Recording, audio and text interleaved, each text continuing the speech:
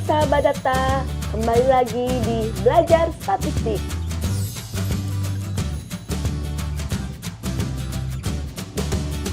Pada video kali ini, kita akan belajar tentang strategi pemilihan model regresi logistik.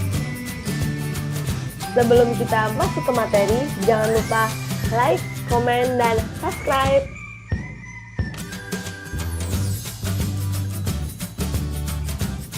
Jika antar variabel prediktor saling berkorelasi satu sama lain, dikatakan terjadi kasus multikolinear, sehingga perlu dilakukan pemilihan model agar mendapatkan model yang terbaik.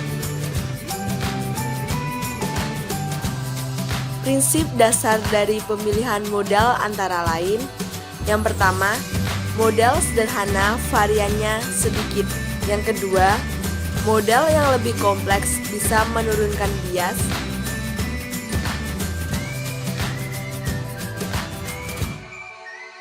Pada pemilihan model untuk regresi logistik sama seperti regresi biasa. Cara yang dapat digunakan untuk memilih model yang terbaik antara lain: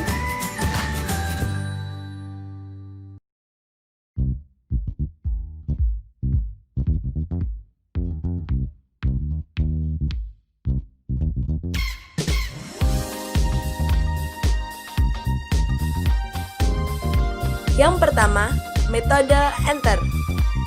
Metode enter adalah metode dengan memasukkan semua prediktor ke dalam analisis sekaligus. Semua prediktor dimasukkan secara simultan.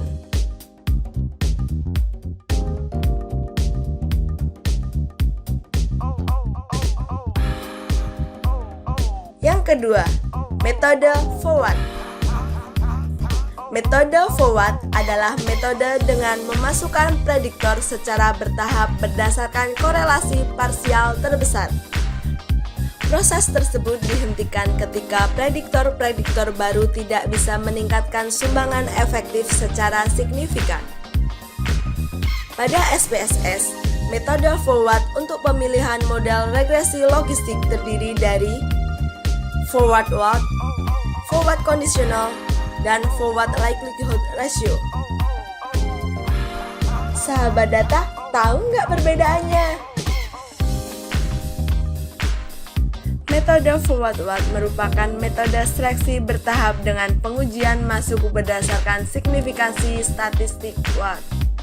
Pada metode forward conditional, pengujian masuk berdasarkan signifikansi statistik likelihood ratio menggunakan estimasi parameter bersyarat. Sedangkan pada metode forward likelihood ratio, pengujian masuk berdasarkan signifikansi likelihood ratio menggunakan rasio kemungkinan parsial maksimum.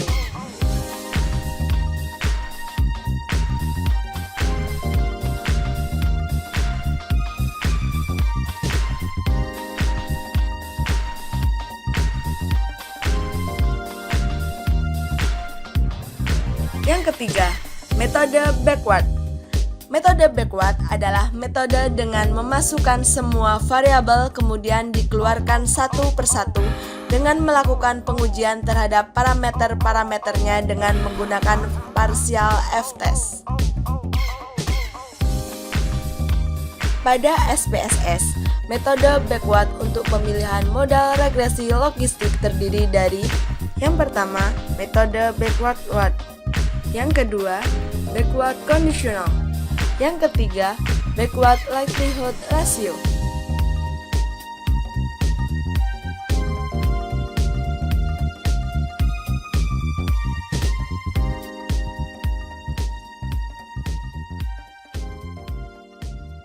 Selanjutnya, diagnosa pada model regresi logistik. Pada mata kuliah analisis regresi kemarin, kita sudah tahu asumsi-asumsi apa saja yang harus dipenuhi. Jika asumsi tersebut tidak terpenuhi, salah satu alternatifnya adalah dengan menggunakan model regresi logistik. Namun, itu bukan berarti bahwa model regresi logistik tidak punya asumsi yang harus dipenuhi.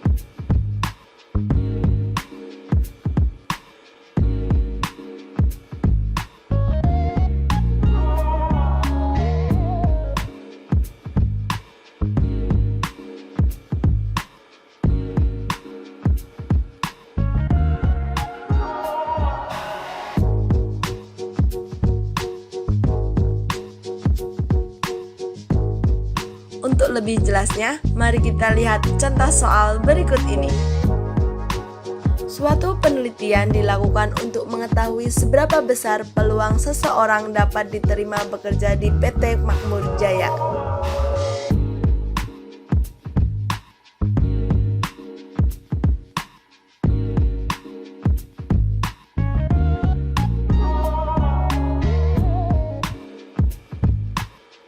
Kita akan mencoba menjawab menggunakan SPSS dengan metode forward what terlebih dahulu.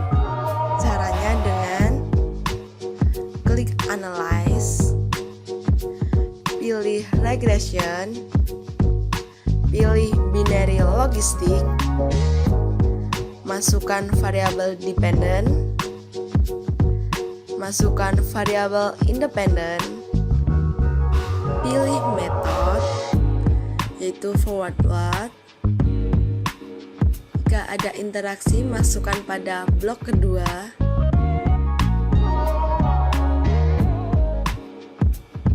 Selanjutnya pilih metode kembali, forward what. Categorical, masukkan variabel kategori ke dalam kategori covariate. Pilih reference kategori. Pada option beri centang Hosmer Lamb show goodness of fit. Klik continue. Klik OK.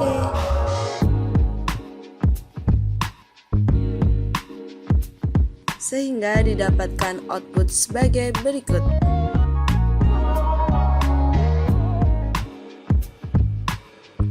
Tabel case processing summary merupakan ringkasan jumlah sampel, yaitu sebanyak 40 sampel.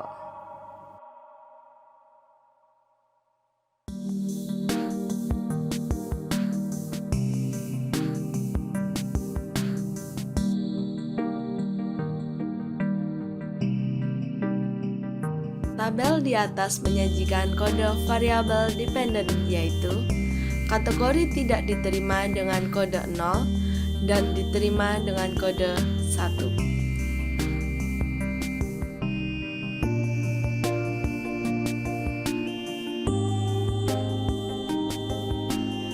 Dari tabel Omnibus Test of Modal Coefficient diperoleh kesimpulan dengan tingkat signifikansi 5% dapat disimpulkan bahwa terdapat minimal satu variabel independen yang mempengaruhi variabel dependen. Dari tabel variabel in equation, kita dapat mengetahui bahwa variabel yang berpengaruh signifikan terhadap Y adalah variabel X1 dan variabel X2. Pada step pertama, variabel yang masuk ke dalam modal adalah variabel X2. Selanjutnya, pada step kedua, variabel yang ditambahkan ke dalam modal adalah variabel X1. Pembentukan modal berhenti pada step kedua karena tidak ada lagi variabel yang berpengaruh signifikan terhadap modal. Didapat nilai 0,367 yang artinya 36,7% pengaruh seluruh variabel independen terhadap variabel dependen Y.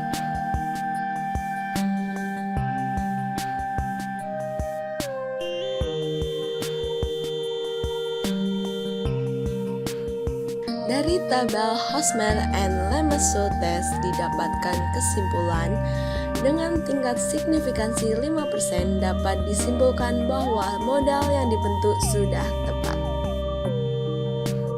Berdasarkan hasil SPSS tersebut, maka dapat dibentuk persamaan regresi logistik sebagai berikut.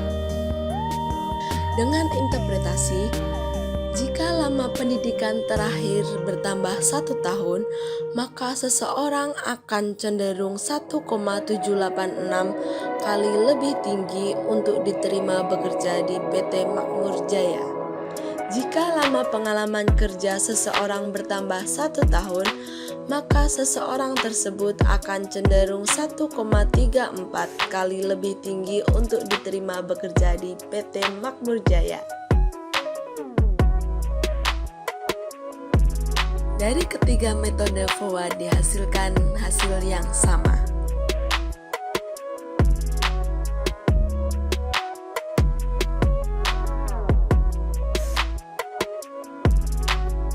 Selanjutnya, metode backward dengan SPSS. Masukkan variabel dependent, masukkan variabel independent, pilih metode backward. Selanjutnya, masukkan variabel interaksi pada blok kedua.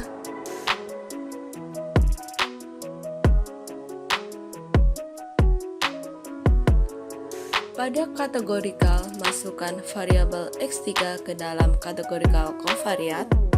Pilih reference kategori. Pada option beri centang Hosmer Lemons So Goodness of It. Jangan lupa metode backward-nya.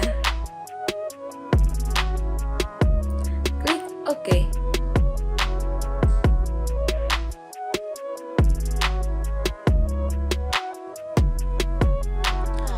Pada blok 0 tidak ada variabel yang dimasukkan. Selanjutnya pada blok 1, pada tabel variabel in equation, pada step pertama ketiga variabel X1, X2, dan X3 masuk ke dalam model. Namun pada step kedua variabel X3 dikeluarkan dari model karena nilai signifikansi lebih besar daripada 5%.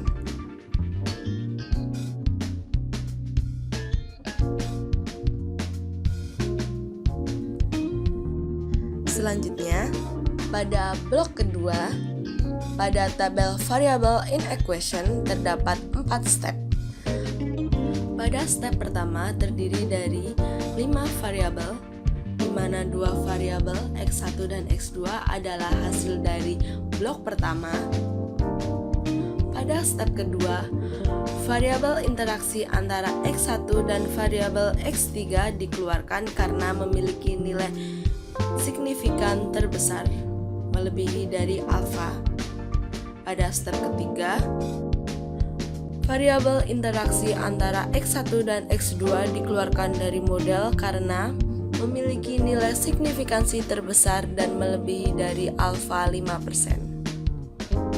Selanjutnya, pada step keempat, variabel interaksi antara X1 dan X3 dikeluarkan dari model karena memiliki nilai signifikansi yang terbesar dan melebihi dari alfa 5%. Pembentukan model berhenti pada step keempat karena variabel yang tersisa, variabel X1 dan X2, berpengaruh terhadap model secara signifikan.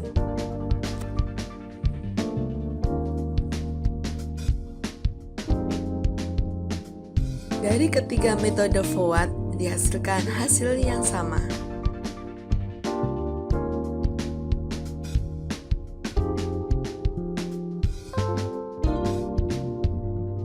Selanjutnya kita coba dengan metode enter.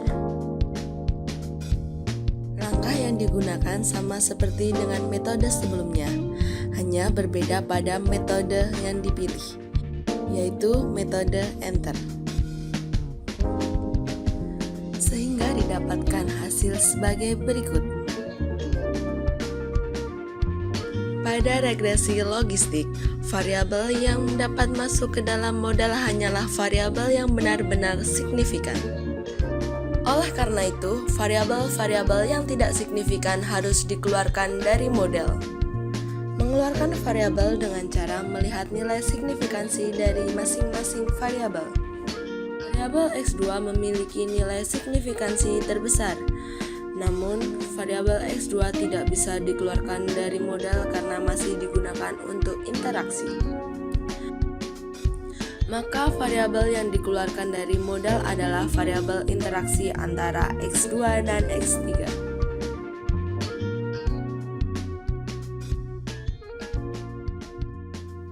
Setelah diperoleh model baru, kita lihat kembali nilai signifikansi masing-masing variabel. Lagi-lagi eksperimen memiliki nilai signifikansi terbesar, namun tidak bisa dikeluarkan dari model.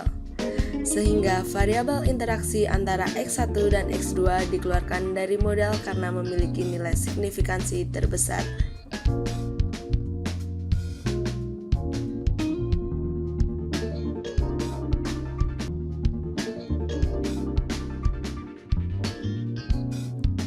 Setelah diperoleh modal yang baru, kita lihat kembali nilai signifikansi dari masing-masing variabel.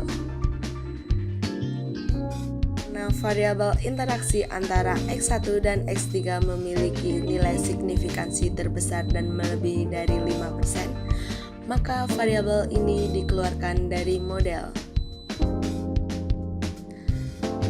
Setelah kita mendapat modal baru lagi, kita lihat nilai signifikansi dari masing-masing variabel. Karena nilai signifikansi dari X3 lebih besar daripada alfa 5%, maka X3 dikeluarkan dari model.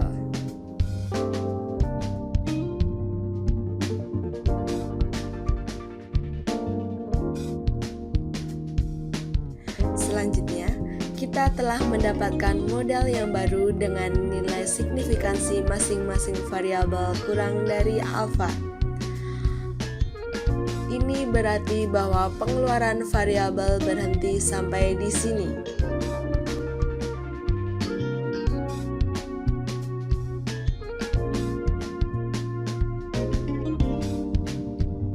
Dari ketiga metode enter, metode backward, dan metode forward diperoleh hasil yang sama.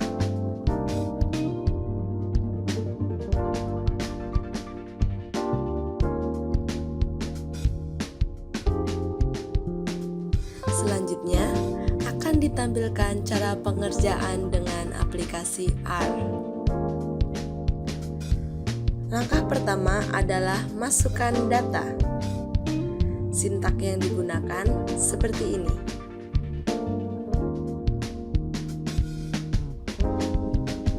Karena variabel Y dan variabel X3 merupakan kategori, maka inisialkan sebagai faktor.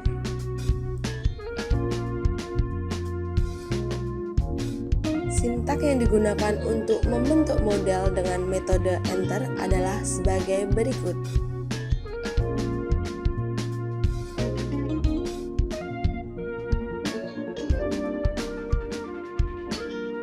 Karena nilai p-value dari variabel X3 lebih dari alfa, maka variabel X3 dikeluarkan dari model.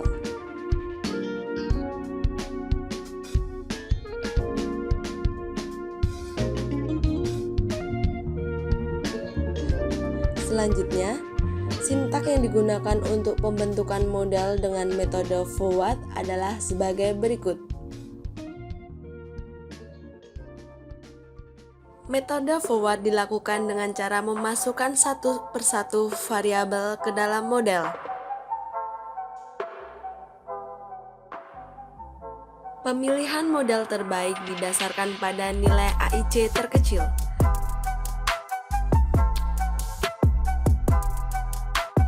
Ketika variabel X2 dimasukkan ke dalam model, akan menghasilkan nilai AIC yang lebih kecil, maka X2 dimasukkan ke dalam model. Hal ini dilakukan hingga didapatkan model dengan nilai AIC terkecil. Non di sini berarti tidak melakukan tindakan apapun.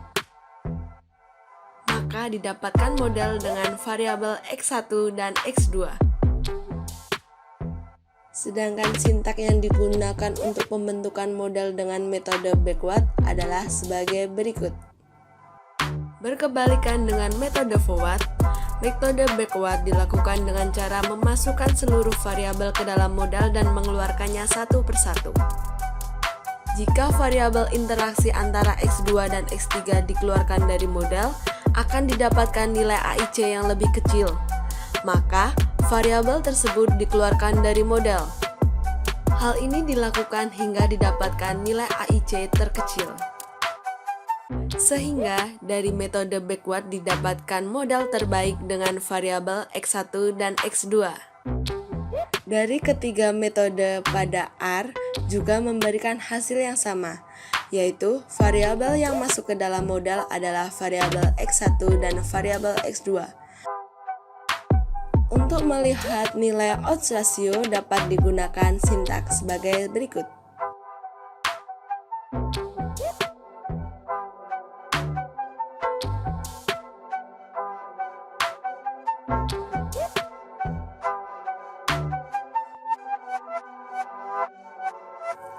Sedangkan untuk melihat nilai pseudo R kuadrat dapat menggunakan sintaks sebagai berikut.